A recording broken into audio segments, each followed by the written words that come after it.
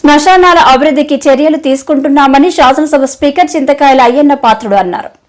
శనివారం నర్సీపట్నం మున్సిపాలిటీ బాలిఘట్టం శ్మశానాన్ని ఆయన పరిశీలించారు. స్పీకర్ మాట్లాడుతూ, అందరికీ నమస్కారం అండి. ఈరోజు తెలుగుదేశం పార్టీ తరఫున ఒక నిర్ణయం తీసుకోవడం జరిగింది. నేను ఏంటంటే మనం రోడ్లు డెవలప్ చేస్తున్నాం, అన్నీ చేస్తున్నాం.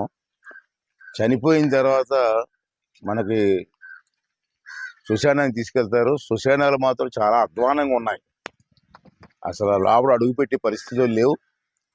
అంటే నేను నిర్ణయం తీసుకోవడం ఏంటంటే ఈ 5 సంవత్సరాల్లో నర్సీపట్నం టౌన్లో మున్సిపాలిటీలో 5 శ్మశానాలు ఉన్నాయి. ఇది ఇప్పుడు నేను ఉన్న ఈ శ్మశానం పురాతనమైన శ్మశానం.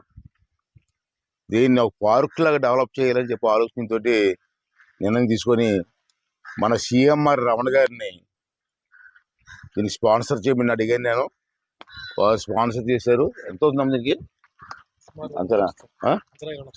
అంచనాగా 20 లక్షల రూపాయలు ఖర్చు పెడుతున్నాం. దీనికి రమణ గారు దానికి సాయం చేస్తున్నారు. దీని ఒక పార్క్ మాదిరిగా ఎవరన్నా శ్మశానానికి వస్తే పార్కులో ఉన్న ఫీలింగ్ రావాలని ఉద్దేశంతో చేస్తున్నాం. అలాగే టౌన్లో కూడా మన మున్సిపాలిటీలో 5 శ్మశానాలు ఉన్నాయి.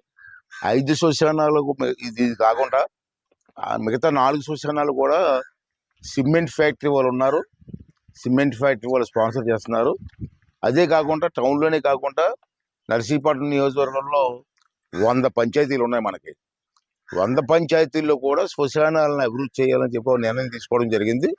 దాన్ని కూడా ఈ 5 సంవత్సరాలు పూర్తి చేసి శ్మశానాలన్నీ కూడా సాయంత్రం పూట వచ్చి కూర్చొని వెళ్ళే విధంగా ఒక పార్కులా డెవలప్ చేయడం కోసం కృషి చేస్తున్నాం.